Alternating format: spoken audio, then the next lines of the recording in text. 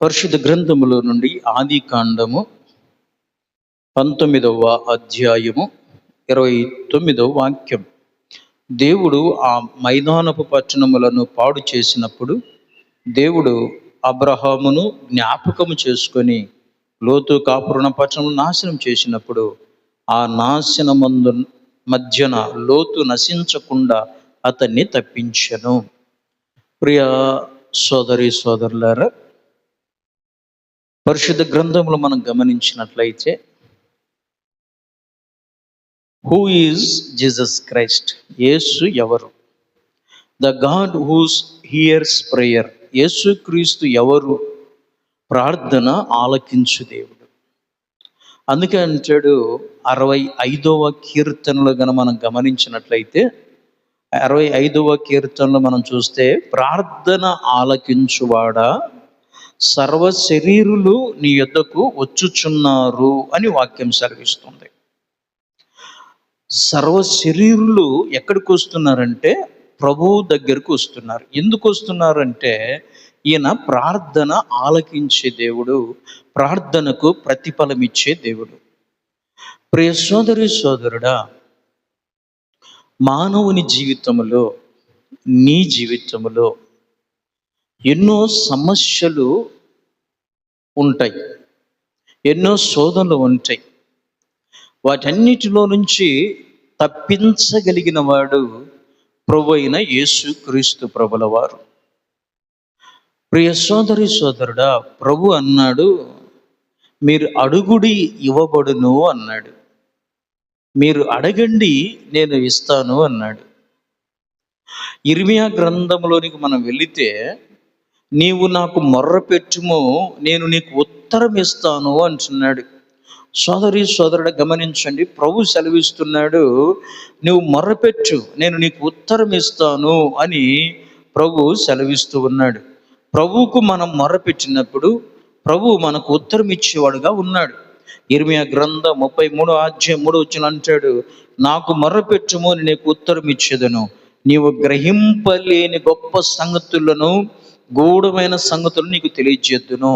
ప్రియ సోదరి సోదరుడా, ప్రభువే సెలవిస్తున్నాడు, నువ్వు నాకు మొర్రపెట్టు నేను నీకు ఉత్తరం ఇస్తాను అన్నాడు.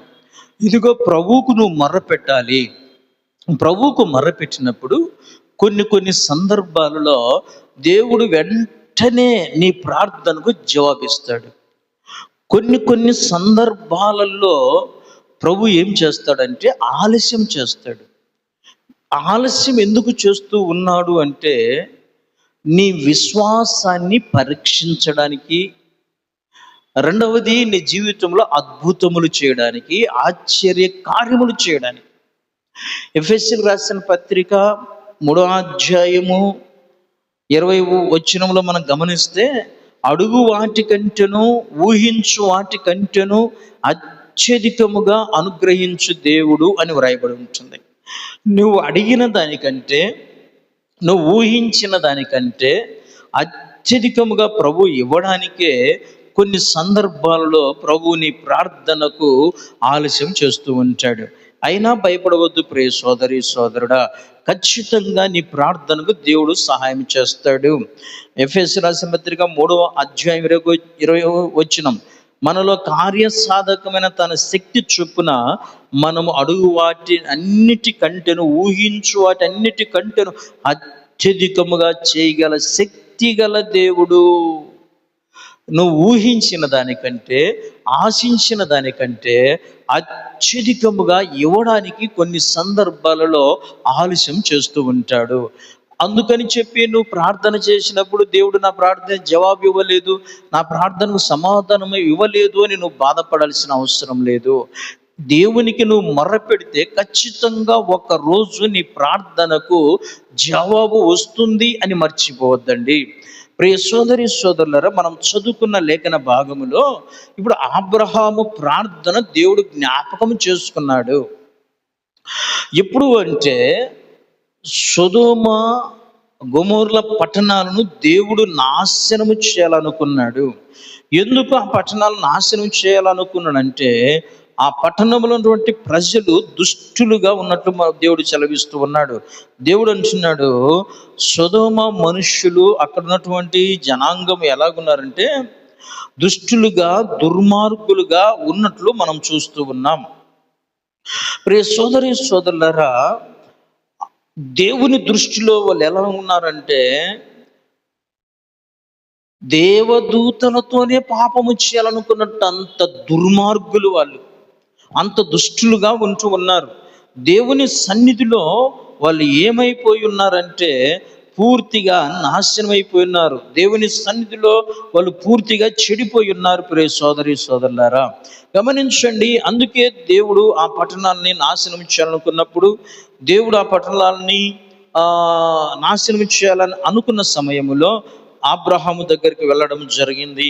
అబ్రహాము వారికి ఆతిథ్యం ఇవ్వడము జరిగింది. ప్రియ సోదరి సోదరుడా, చూడండి, ఆదికాండము 18వ అధ్యాయం వచనం, మరి యెహోవా సొదొమ గొమొర్లను గూర్చిన మొర గొప్పది గనుకను వాటి పాపము బహు భారమై ఉన్నది గనుక నేను దిగిపోయి నా యుద్ధకు వచ్చిన అమర చొప్పున వారు సంపూర్ణంగా చేసిరో లేదో చూసేదనని చేయాలని తెలుసుకుందన నేను. ఇక్కడ గమనించండి, దేవుని దృష్టిలో వాళ్ళు బహు ఘోరమైన పాపులుగా ఉన్నట్లు చూస్తున్నాం.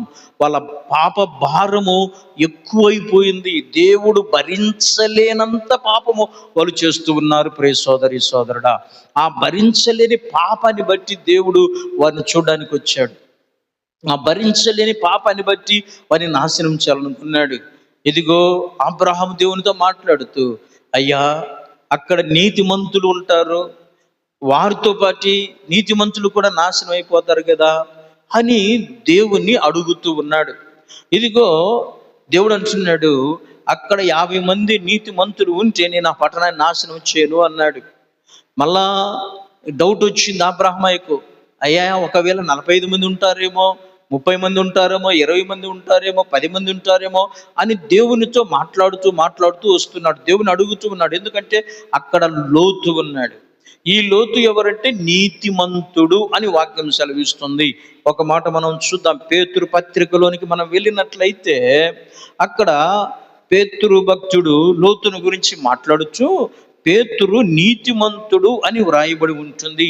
ప్రియ సోదరి సోదరులు గమనించండి, పేతురుకు వ్రాసిన 2వ పత్రిక 2వ అధ్యాయము 7వ వాక్యాన్ని మనం చూసినట్లయితే, దుర్మార్గుల కామ వికారయుక్తమైన నడవడి చేత బహు బాధపడిన నీతిమంతుడకు లోతును తప్పించను. ఆ నీతిమంతుడు వారి మధ్యన కాపురం ఉండి తాను చూసిన వాటిని బట్టి వినిన వాటిని బట్టి వారి అక్రమమైన క్రియల విషయంలో దినదినము నీతిగల తన మనస్సు నొప్పించుకొనుచూ వచ్చెను. చూశారా ప్రియ సోదరి సోదరుడా, నీతిమంతుడుగా ఉన్నాడు లోతు.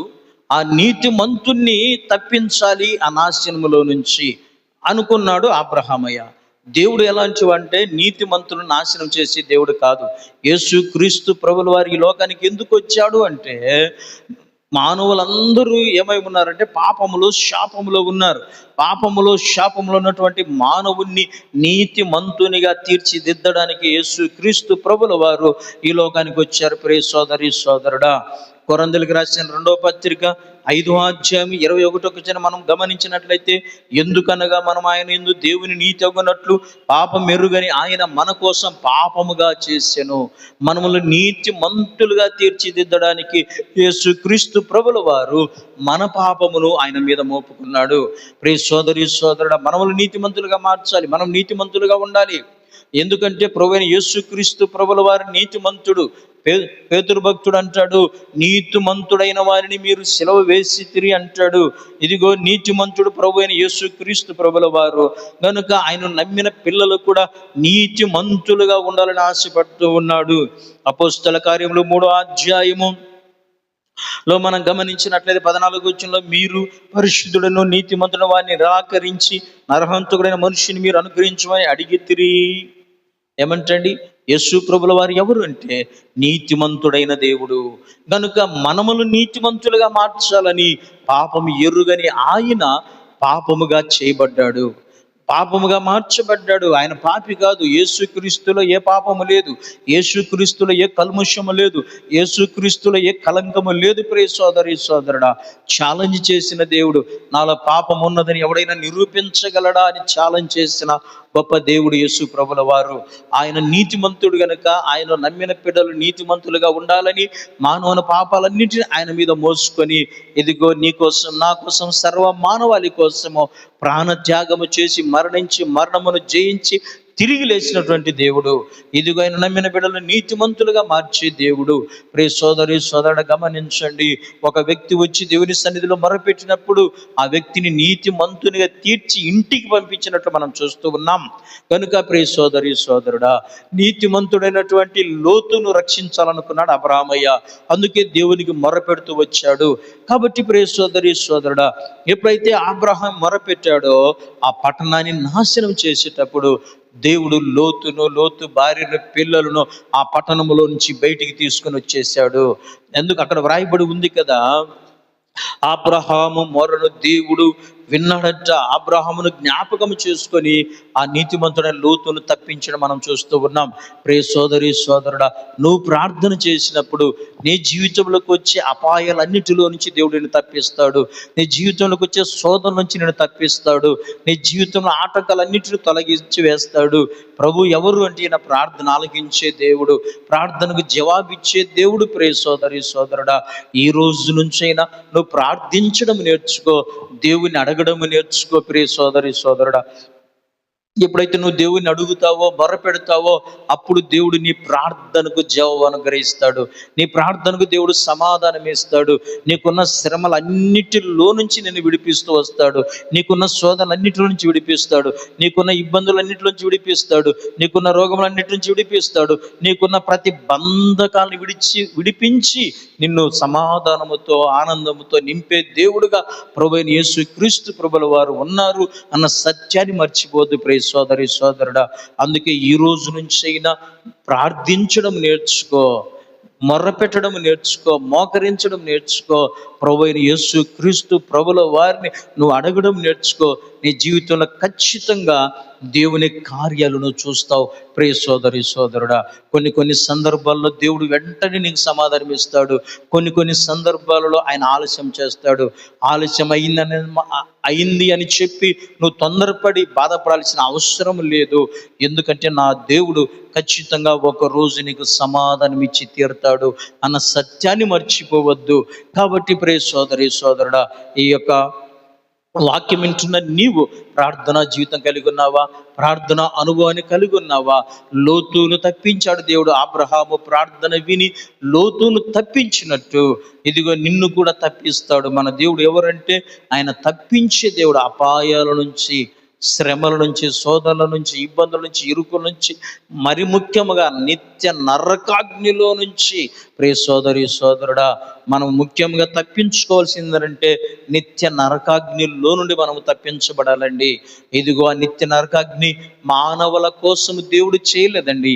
ఎవరి కోసం చేశాడు ఆయన అంటే అపవాదికిని వాని దూతల కోసము చేసినటువంటిది ఆ నిత్య నరకాగ్ని. అయితే మానవుడు అపవాది మాటలు విని దేవుని మాటలు వినక దేవునికి లోబడకపోవటం వలన ఇదిగో ఆ నిత్య నరకాగ్నిలోకి పోవాల్సి వస్తుంది. అందుకే అంటాడు మత్తయి సువార్త 25వ అధ్యాయంలో మనం గమనించినట్లయితే 41వ వచనంలో, అప్పుడు ఆయన ఎడమవైపు ఉన్న వండు వారిని చూసి, శపించబడిన వారులారా నన్ను విడిసి అపవాదికిని వాని దూతలకు సిద్ధపరిచిన నిత్యాగ్నిలోనికి పోవుడి. ఎవరికి సిద్ధం చేశాడంటే నిత్య నరకాగ్ని అపవాదికి వాని దూతలకు. అయితే మానవులు వాని మాటలు విని ఆ నిత్య నరకాగ్నికి వెళ్ళిపోతున్నారు. అయితే యేసుక్రీస్తు ప్రభువుల వారికి నువ్వు మొర్ర పెట్టినప్పుడు, నువ్వు ప్రార్థన చేసినప్పుడు ఆ నిత్య నరకాగ్నిలో నుండి నిన్ను తప్పిస్తాడు. ప్రియ సోదరి సోదరుడా, మనం మెయిన్ తప్పించుకోవాల్సిందంటే నిత్య నరకాగ్ని తప్పించి దేవునితో కూడా మనం ఉండాలి. యుగ యుగాలు జీవించాలి ప్రభుతో కూడా. యుగ యుగాలను ప్రభుతో కూడా జీవించాలి అంటే ఈ రోజైనా నువ్వు యేసుక్రీస్తు నందు విశ్వాసం ఉంచి, యేసుక్రీస్తు రక్తం చేత కడగబడి, ఇదిగో ప్రభువులో తండ్రి కుమార పరిశుద్ధాత్మల బాప్తిజం తీసుకొని ప్రభువులో జీవిస్తూ ప్రభుకు మొర్ర పెడుతూ ఆయనతోనూ ఆయనతో కూడా నువ్వు నడుస్తూ ఉండి ఆయనతో కూడా నువ్వు జీవిస్తే, ప్రభు చెప్పిన విధంగా మనం నడుచుకుంటే, ఒకరోజు ఈ లోకాన్ని విడిచిన తర్వాత ప్రభుతో కూడా ఉంటాము అన్న సత్యాన్ని మర్చిపోవద్దండి. ప్రియ సోదరి సోదరుడా, లోకం శాశ్వతం కాదు. లోకంలో నుంచి అందరము వెళ్ళిపోవాల్సిందే. ఎవరు శాశ్వతం కాదు, కానీ శాశ్వతమైన రాజ్యము పరలోక రాజ్యం అండి. ఆ పరలోక రాజ్యంలో నీవు నేను మనమందరం ఉండాలంటే యేసుక్రీస్తునందు విశ్వాసం ఉంచి ఆయనకు ప్రార్థన చేస్తూ నీ జీవిత యాత్రలో ముందుకు సాగిపో. మరి ముఖ్యంగా ఈ లోకంలో శ్రమలన్నింటిని తప్పిస్తూ వస్తాడు. మరి ముఖ్యముగా ఆ యొక్క నిత్య నరకగ్నిలోంచి తప్పిస్తాడు. అందుకే యేసుక్రీస్తు ప్రభుల వారు సిలువ వేయబడే రాత్రి గెస్తమనే తోటలో శిష్యులతో చెప్పాడు, మీరు శోధనలో ప్రవేశించుకున్నట్లు మెలకువగానే ప్రార్థన చేయండి అన్నాడు. ఈ లోకంలో ఉన్నప్పుడు శోధనలు రావు అని ప్రభు చెప్పలేదండి.